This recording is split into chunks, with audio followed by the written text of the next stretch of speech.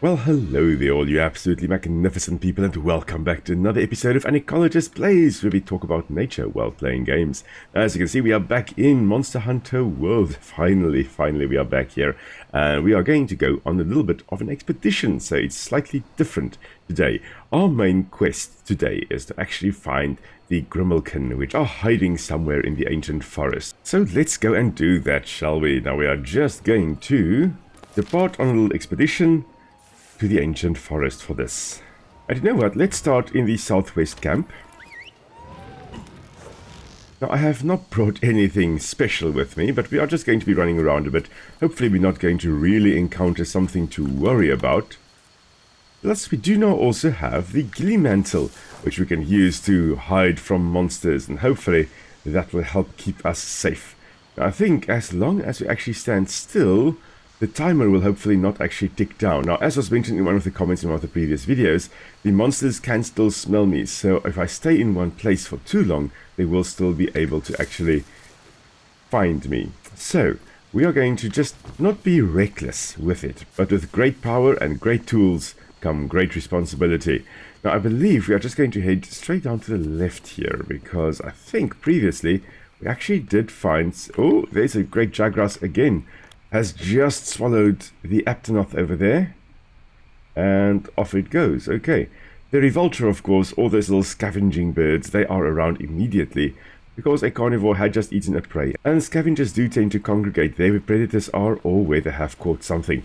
Now I believe if we keep on running down this little trail over here, we should find a feline researcher. I'm not sure whether he is still here or not. I believe he was here, though I do think he may actually be gone. I think he was actually around here somewhere. We did talk to him previously. I do have another one of these interesting little critters right over here. I think we talked to them previously as well. This, of course, being one of the Wavarians, so humanoid, but slightly different in appearance. Apparently only have 4 fingers instead of 5. And oftentimes you can get some interesting information from them, like most hunters using the longsword. I, of course, will not be using the longsword. Instead, I'm using the charge blade, even though I do still suck at it. And very few choose the hunting horn. Yeah, I don't think I ever have used the hunting horn. And mine is number 5 in popularity. Interesting stats there. And, oh, I got some max potion from him. Great stuff, thank you so much for that. Now, somewhere along this trail, there we go, exactly what I was looking for. Somewhere along this trail you'll find these doodles. Now, these were made by the Grimalkynes. The Grimalkynes, like the Pelicos, are a type of beastmen, so they are some of the Lionians. And they are feline in appearance, or cat-like in appearance. I'm just going to first harvest these mushrooms here if we can, there we go. Let's look at these doodles. Now, interesting, we've got some on the rocks here, and we've got some on the trees over here. Now, whenever you've got, for example, let's have a look here with binoculars. Can we look a little bit closer? There we go. Whenever you've got something on trees, if you look at Viking runes, for example, they were very angular in appearance, because if you're cutting into wood, it's easier to actually cut straight lines than it is to make curls. And you can see here, even this spiral over here consists of a whole bunch of shorter angular lines, so very sharp turns, okay? And that's simply because, well, it's easier to cut into wood with straight lines than it is to make a true spiral. If you try to make a smooth spiral in here, the odds are your knife or whatever you are using to actually cut these grooves would slip, and that could result in injury. Obviously you don't want that, so you make straighter lines, which are much easier to actually cut into wood. Alright, so we are going to just quickly pick up this thing over here, this little doodle. There we go. Interesting, it's also marked in red. Now, that red color, I don't think it's blood. Blood actually would most likely congeal and turn a dark black color. Blood doesn't stay red forever. I mean, even if you look at blood spatter, yes, initially it starts out red, and then it starts going this dark brown, almost black color. And then we also have doodles, large doodles here, on the rock face over here. Now, I would expect these doodles to actually be a little bit smoother, unless it is, or it could also be carved into the wall here. The reason I think it could be smoother is, I think this could also be painted onto the wall rather than just carved in, although it does appear, in all honesty, it does appear as though these are also markings carved into the rock face, and then it will have some red put in there. Now, what this red is, it could be ochre, for example, that very well could be used. And that is very often in South Africa, for example, if you look at Bushman or San cave paintings, they were made with ochre and some other minerals as well. Charcoal could give you black. This most likely is ochre used over here. So indicating, this big marking over here, this looks like the Grimalkyne. Characteristic big ears. I'm missing the ear tufts that you would find on the Grimalkyne though, but we will have a look at them when we find them. Now, interesting, you also have some little paw prints over there. Also something you do often find in cave paintings. In some older tribal paintings you will find that the Bushmen, for example, they had cave paintings with handprints on there as well. It is quite cool. I do love it. Of course, for me to say what these handprints signify, I mean, I don't know much about the Grimalkyne culture, so that would be really bad for me to go and say, oh, I think it is, this, it's to signify coming of age, or it is to signify that, this is my stature in the tribe, or something along those lines. But handprints we do often find in cave paintings. So it obviously had some kind of significance. But let's have a look here along the trail whether we find any other markings. Now, if I were the Grimalkynes, I would be somewhere up in the trees. So they appear to be quite small in stature, and down here it is in fact quite dangerous. I mean, there would be Anjanath over here, I think, as well. We don't want to encounter them. And if I were a Grimalkyne, which is of course the size of our Palico over here, we definitely don't want to encounter them. Well, we did just see Revultures over here as well. They did just fly off. Oh, there we go. There's a great Jagras there. Interesting. Okay. Now, it does seem as though a lot of these Lineans are very territorial in nature, and marking their territory. And that's exactly what we are seeing here with the Grimalkynes. Okay, some kind of mucus we're finding here. Oh, looky, looky. Yeah, we're going to stay away from that. Oh no, there's Anjanath right there. Okay, so let's use our Gilly Mantle. They're sitting in the bushes here in any case. So if Anjanath comes along here, hopefully we can actually look at it without it spotting us. Now, of course, it is not coming our way. No, Anjanath is in fact moving away, so this is fine. Okay. Now, you see, it's dangerous over here, so we would need to find the Grimalkyne in some kind of higher place, a place where they will be safe. And I think it most likely would be somewhere more to this side, perhaps. I think that's where we should go look for them. I'm going to remove my Gilly Mantle. I don't need it now. Let's just run normal, shall we? Now, it has got, I think, a 2-minute timer. Anjanath old footprints. May as well grab that. So after a while we should be able to actually use our Gilly Mantle again. Let's just hope we can use it before we encounter Anjanath again. Now we have got a few Jagras moving through this area as well. Hopefully they just leave us alone. I don't want to fight things unnecessarily. I don't want to kill creatures unnecessarily. As mentioned before, later on I hope to actually trap the larger creatures, the larger monsters, so we don't have to, kill them every single time. I haven't seen any Grimalkyne markings in a while, so I think we actually are off the trail. Oh, more Anjanath footprints, so it comes through here as well. Oh dear. And Anjanath snot? Yeah, mucus. Of course, the Anjanath marking their territory with, like, mucus snorted onto the trees here. Those markings, or is that... Yeah, there we go, some more doodles. And you will find a lot of animals actually marking their territory like these Grimalkyne are doing here with little markings. But they, of course, are a civilization rather than just random monsters or creatures running around. But the Anjanath, for example, they will mark their territory by actually putting some kind of chemical scent in an area, like that mucus there, or something that other members of the species can actually pick up. Lions, for example, will spray urine on will mark their territory with urine. Lots of cats will do that. And other animals will secrete very foul-smelling substances on branches along trails and on the outskirts of their territory. So quite cool. but sometimes quite stinky. Usually these things that they use to actually mark their territory are very, very foul smelling. So I would not be surprised if that mucus of the Anjanath is actually a very foul smelling compound. We notice here again more doodles, so we are on the right track finally again, and we are up in the trees as I expected. The Grimalkyne appear to be somewhere up in the trees. A few minutes later. Oh, what have we got over there?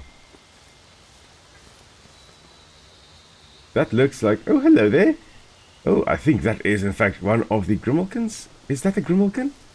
Hello there. This could be... No, I think this is one of... Oh, this is... Ah, it's a Palico. Okay, it's... Hello there, Palico. So this one will be a tail raider. Okay, so are you going to join us in our fights now, I assume? Yes, indeed you are. Cute. You can always do with more pals and more Palicos. Aha. Oh, hello there. What have we found? This is our one camp, isn't it? Yes, it is. Okay. We accidentally made our way to our camp. Okay, now from the camp here, it shouldn't be too difficult to actually find the Grimalkyne. We just have to run around, I guess, up in the trees until we find some more markings. I'm thinking, let's head this way, shall we? Alright, let's go through here, shall we?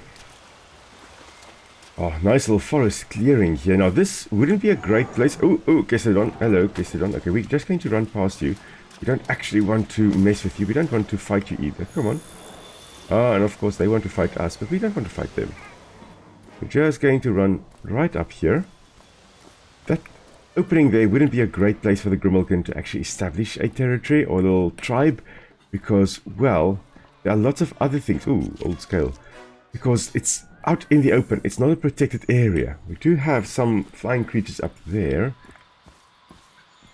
Because it's out in the open, and, you know, that's not a great spot if you are a small, secretive tribe that are trying to just survive. So I would expect them to be in a little bit more of a secluded area. Ooh, old gashes here. Oh. And I also would expect them to actually be up in the trees perhaps somewhere. So we are going to head as high as we possibly can. And of course, as soon as we find some more Grimalkyne markings, we know that we are on the right track. Okay, this is kind of a dead end here. Is it? Yeah, old gashes by Rathalos. Now we don't want to really remain in the area here for too long because, you know, it's Rathalos. We don't want to mess... Oh, no. Down I go. Let's fast travel back to camp and try that again, shall we? Okay, we went down here. That was definitely the right track. It's just that I misjudged where I should go. I blame the last of the cold. That is what I blame. So I'm almost back to full strength again, but my mind is still foggy. Ooh, doodles. Doodles apparently found. There we go. Okay, so we definitely are on the right track. Now we've just found this doodle here, and I did go up there, but there is a trail down here and here. Let's have a look. What is over here? Spider webs. I would like to harvest some spider webs for traps later. This looks like a nice trail up, so let's use this, shall we? Let's run along here. Oh, I think there is Rathalos, of course, as well. But Rathalos has gone, so we are hopefully in the clear. Let's just check. Because Rathalos does need a largish opening in order to actually come and attack us. Can't attack us in the dense forest. Oh, Jagras, okay. Again, don't want to fight the Jagras unnecessarily. Now, the moment we find... Oh, there's a whole bunch of old scales of Rathalos. May as well gather that, gather some DNA. Now, interesting, you don't necessarily just need to actually see a creature in order to know that it is, in fact, in an area. Oh, there goes Rathalos. Okay, so we're seeing Rathalos. Oh, this is where we actually were earlier. But more and more people are finding the presence of species in an area based on pieces of DNA they find in rivers and in the landscape itself. Ooh, doodles. Yes, doodles. Where? Here, right over here. Okay, so we're on the right track. And for example, in South Africa, they have found that there's a species of golden mole that was presumed extinct. It lives in the deserts of the western part of South Africa, along the coast there. And it hadn't been seen in, oh, I'm going to lie if I say exactly, but like 70 years or so. It was collected and then never seen again. Ooh, there we go. There's a Grimalkyne. Perfect. Let's just have a look at the Grimalkyne there. Oh, they are beautiful. Obviously feline in appearance, or cat-like in appearance. And notice the ear tufts, very much like a lynx. Now, those ear tufts, we don't know really what those ear tufts on lynxes are for. It could be for display, but it's unlikely. It could be to actually help sense where they are, like when they're moving through thick brush, to sense how thick the brush actually is. Or it could be to channel sound into the ears. Now, that last one is kind of unlikely, because if that were the use, more species actually would have ear tufts. I'm pretty sure in many species that actually do have ear tufts, it is a form of display. You can look at eagle owls, for example. They've got ear tufts as well. And those ear tufts are only present when they are adults, indicating that, listen, I'm an adult. And young ones don't have it, and they are actually able to move through the territories of adults without being attacked by those adults that hold the territories. So it could be an indication that, listen, I'm an adult. Listen, I'm going to fight you. Don't come close to my territory. But if they are juveniles, they would lack those ear tufts and actually allow them to disperse through the territories of other Grimalkyne to potentially find a new tribe to join. So you don't have inbreeding, in essence, in the tribe here. I don't know how it works in terms of the lore of the Grimalkyne, where the young ones stay in the tribe or where the males are banished, like in lions, for example. Males will be pushed out of the pride, whereas females can remain in the pride. That does result in genetic flow across the landscape and between prides. Not sure whether that works in the Grimalkyne tribe as well. Now, I'm calling the Grimalkynes a tribe rather than a pride because they are not feral. They are more civilized. They are forming these collective units that they're using tools. They're definitely more civilized than just wild creatures. They are very, very cool. I absolutely love them. Such beautiful creatures. They are kind of skittish, so that's why we have kept our distance here. As we get closer, this Grimalkyne will most likely run away, and we can then follow it to actually find where the Grimalkyne tribe actually resides. But as I was saying about the golden mole that hasn't been seen in such a long period of time, we do know that they are still alive. They are still in existence because I think 2-3 years ago, they actually found DNA of that species of golden mole in the area that they inhabit, in the sands of the area that they inhabit. And I think that is just absolutely brilliant. Okay, so, there we go. Okay, now another way in which traces of DNA have been used to actually find the presence of animals is by looking at leeches, because leeches obviously drink blood. And if you look at what the leeches have eaten, you look at the blood there. Where have you gone now? Somewhere along there, okay. If you look at what the leeches have been eating, if you analyze the blood in the stomach of a leech, you may also be able to find out what animals actually are present in that area. And I think that is absolutely brilliant. It is quite expensive to do that, but if the animals are difficult to find, it's the bug trappers, that's the tribe that we've got here. But if the animals you're looking for are difficult to find, then these traces would be a great way to actually find the presence or determine the presence or absence of species. Okay, so we can probably establish a nice campsite right over here. Now we have lost, unfortunately, our bug trappers, maybe along here. Yes, I think this looks like a good spot to go and join them.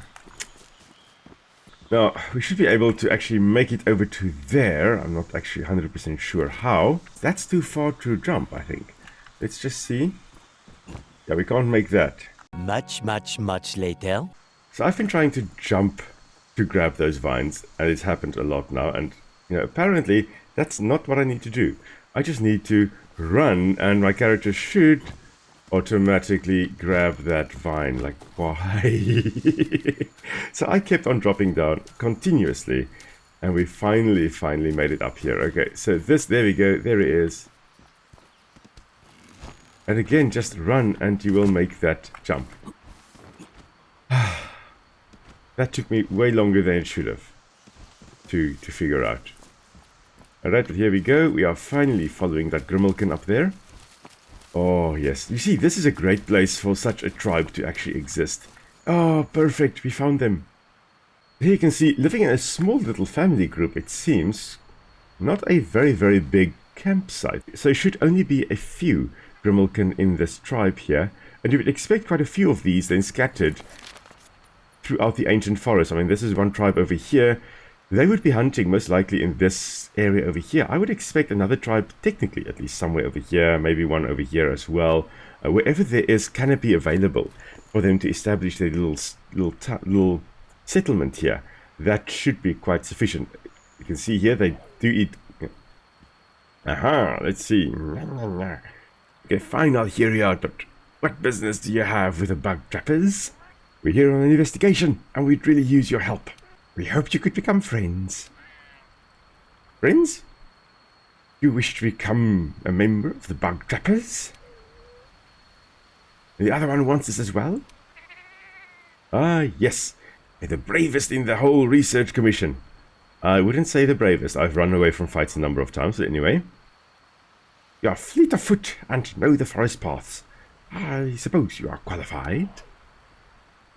Very well, we welcome you into the bug trappers. Oh, yes. Thank you, thank you, thank you, thank you. Our warriors carry this gadget as a symbol of our tribe. Take it. Ooh. When you need help, call on us. We will answer. Perfect. So we now have a Palico gadget, the flash bug trap, I think it was. Ooh, that is awesome. That is awesome. But let's just look here at these little Grimalkynes. So you can see they do eat a lot of fish. I mean, cats do love fish after all. For some reason, they absolutely adore it. You can see quite a few little fishes here. Kind of look like mullets, or at least what we know in South Africa as mullets. They are obviously over there. And for me, at least, interestingly enough, you can see counter shading on those fish there as well. Dark above, light below. That is to allow for camouflage, especially in deeper water. You'll find this in a lot of marine creatures, and even in like freshwater rivers and lakes and stuff, you'll find it as well. Dark color above, so that a predator looking from above, the dark color blends in with the darker stones and darker river bottom and ocean floor. So with the deep waters in the ocean as well. Whereas light below, so something looking from below, this actually blends in with the lighter sky above. So great camouflage. The counter shading we've got there. And of course you can see a lot of fish bones lying all over the place here. So they've been feeding mostly, I think, on fish. Interesting. So you would have them then in areas where there are trees, but also closer to water sources. And yeah, we do have a river flowing through here. So that would most likely be where these Grimalkynes are hunting most of the time. I don't really see any other bones in here. They also don't have like a little house to actually stay in. So well, I guess this is sheltered under the stem of this big tree over here. So, yeah, sheltered enough. Why spend energy and time building a house if you can stay in an area that already has nice shelter? Great stuff. We're just going to harvest. I did see this over here, a flower bed over here, some nice rarer flowers. Technically, Protea cynaroides over here, the king protea that we have in South Africa, our national flower. A whole bunch of little statues, also again indicating civilization. There's art here. It's quite cool. They are quite advanced. Absolutely lovely. Right, now I think this is actually a good time to then head back to Astera, because we can now establish a camp quite close to here. And here we are, back in Astera. So let's just quickly check here, the resource center. Alright, now I've been trying to look at how we actually unlock that campsite, and I still haven't been able to find how to do it. Maybe I missed something at campsite 17. If any of you guys can give me a hint of, was I supposed to interact with something there at campsite 17 to actually unlock it so that we can get a delivery quest? Don't see anything here we can actually do in order to unlock campsite 17. In the meantime, what I'm going to also hopefully do now is go here to our room and manage my Palico. So Memphis here asked us whether we remember the bug trappers we made friends with in the ancient forest. Well, yes, we do. Apparently, that taught Memphis here how to talk to Jagras. That is quite cool. So next time we run into some Jagras, Memphis here will try to convince them to join the Tail Raiders. That's quite cool. Let's change the Palico equipment here. Let's see. I don't think we're going to use the Vigor Wasp spray, although that was useful to heal me during fights. What we are going to use is the Flash Fly cage here. As you can see there, It puts down the cage, and then we can go and boom it, and everything in the area, of course, is stunned. That is quite nice, I must say. Okay, so let's try that next time. Alright, so that is quite cool. He has a new little thing that he can use. Oh, brilliant. Absolutely brilliant. Alright, but I think I'm feeling quite exhausted at the moment. It was quite a short episode, I think, in the end after editing. But I think I will be calling it a day here, everybody. So thank you very much for joining me on a little adventure. If you've got any questions about any of the random stuff I talked about during the episode, please do feel free to pop it down in the comments below. If you've got any tips, anything like that, please do also pop it down. I will happily try to incorporate that into the next episodes or so. Next time we are going to do a bit of fighting as well, most likely. Today we didn't even draw our charge blade, which is actually quite interesting. But next time we'll have some fighting again. And of course, as always, if you enjoyed the video, please do give it a nice like, a nice little thumbs up there. And as always, until next time, everybody, stay safe. I'll see you all soon. Cheers!